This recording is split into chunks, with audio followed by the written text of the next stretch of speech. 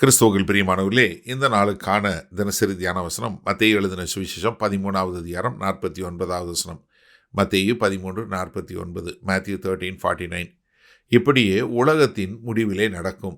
தேவதூதர்கள் புறப்பட்டு நீதிமான்களின் நடுவிலிருந்து பொல்லாதவர்களை பிரித்து.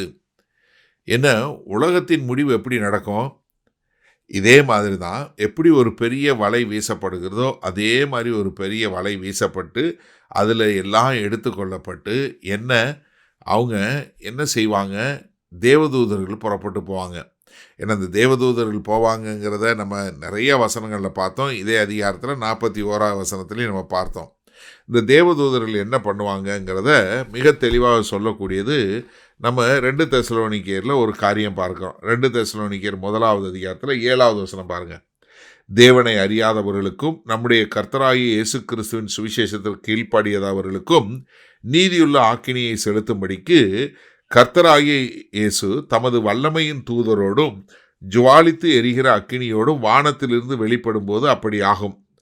அந்நாளிலே தம்முடைய பரிசுத்தவான்களில் மகிமைப்படத்தக்கவராயும் நீங்கள் எங்களுடைய சாட்சியை விசுவாசித்தபடியினாலே உங்களிடத்தில் விசுவாசிக்கிறவர்கள் எல்லாரிடத்திலும் ஆச்சரியப்படத்தக்கராயும் அவர் வரும்போது அவர்கள் கர்த்தருடைய சன்னிதானத்திலிருந்து அவருடைய வல்லமை பொருந்திய மகிமையிலிருந்து நீங்களாகி நித்திய அழிவு ஆகிய தண்டனையை அடைவார்கள். என்ன, தேவதூதர்கள் வருவாங்க. அவர்கள் என்ன செய்வாங்க? இவர்களை எல்லாரையும் சேர்த்து அவர்கள் எடுத்துக்கொள்வார்கள் என்று சொல்லக்கூடியதாக. ஏன்னா கர்த்தராகிய இயேசு கிறிஸ்து இதை குறித்து ஒலிவமல பிரசங்கத்தில் சொல்லி கொடுக்கும்போது மத்தேயு 25வது அதிகாரத்தில் என்ன சொல்கிறாரு? 37வது வசனத்தில், நோவாவின் காலத்தில் இருந்ததோ எப்படி இருந்துச்சோ அதே மாதிரி தான் இருக்கும்.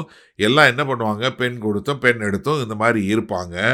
ஆனால் அவங்களுக்கெல்லாம் என்ன தெரியல, வெள்ளம் மழை அவங்கள அடித்து கொண்டு போகிற வரைக்கும் அவங்களுக்கு தெரியல. அதே மாதிரி தான் நடக்கும் அப்படின்னு சொல்லிட்டு 40வது 41வது சொல்லும் என்ன சொல்கிறார்? அப்பொழுது 2 பேர் வயலில் இருப்பார்கள், ஒருவன் ஏற்றுக்கொள்ளப்படுவான், ஒருவன் கைவிடப்படுவான். 2 ஸ்திரீகள் இந்திரம் அரைத்து கொண்டிருப்பார்கள், ஒருத்தி ஏற்றுக்கொள்ளப்படுவாள், ஒருத்தி கைவிடப்படுவாள். இது யாரு எடுத்துக்கொள்ளப்படுறது? யார? இங்கே உலகத்தின் முடிவில் எடுத்துக்கொள்ளப்படுவது அக்கிரமக்காரர்களை. நீங்கள் நன்றாக தெரிஞ்சுக்கொள்ளுங்க. அதாவது சபை எடுத்துக்கொள்ளப்படும் போது நீதிமான்கள் மேலே எடுத்துக்கொள்ளப்படுவாங்க.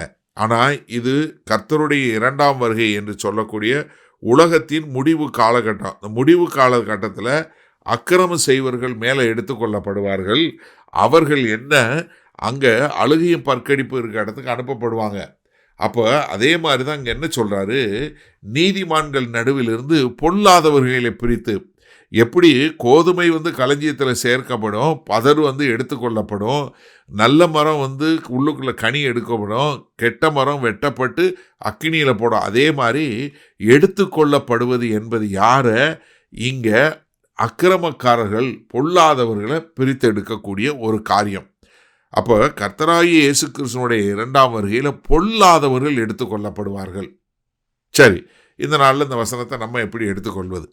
ஏன்னா இந்த மத்தேயு 25வது அதிகாரத்தில் உள்ள வசனங்களை வாசித்து விட்டு அநேகர் தவறுதலாக புரிந்து கொள்வது என்னென்னா, எடுத்துக்கொள்ளப்படுவது நம்மளை மேலே எடுத்துக்கொள்வாங்க. இல்லை, கர்த்தருடைய 2ஆம் வருகையில் எடுத்துக்கொள்ளப்படுவது யாரு? பொல்லாதவர்கள். ஏன்னா கர்த்தராகிய இயேசு கிறிஸ்து அதே மத்தேயு 25வது அதிகாரம் 37வது வசனம் சொல்லும்போது என்ன சொல்கிறாரு?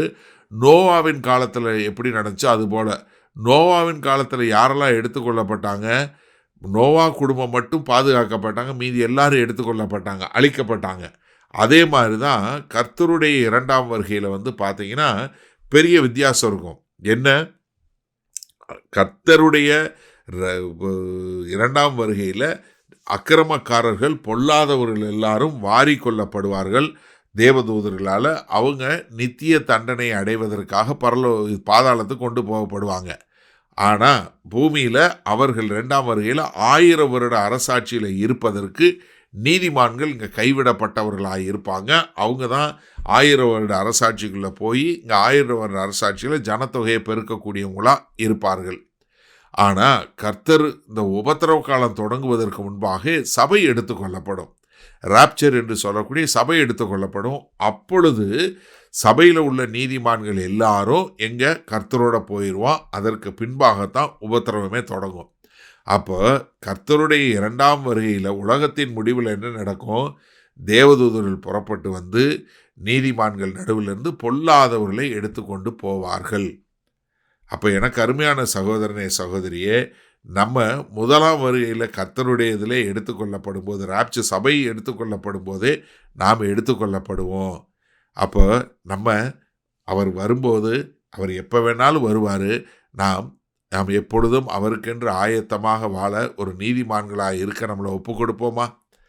வல்ல பிதாவே, இந்த செய்தியை கேட்டுக்கொண்டு இருக்கிற ஒவ்வொருவரும், ஆண்டவரே, உம்மை விசுவாசித்து உமக்கென்று ஒரு நல்ல நீதியுள்ள மக்களாய் எப்பொழுதும் வாழ, உம்முடைய வருகையை எதிர்நோக்கி கொண்டு இருக்கக்கூடிய மக்களாய் வாழ எங்கள் தேவன் கிருபை பாராட்டுங்க.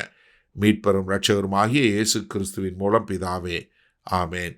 கர்த்தர் உங்களை ஆசீர்வதிப்பாராக. நாம் இன்று மாலை மண்ணால் சந்திப்போம்.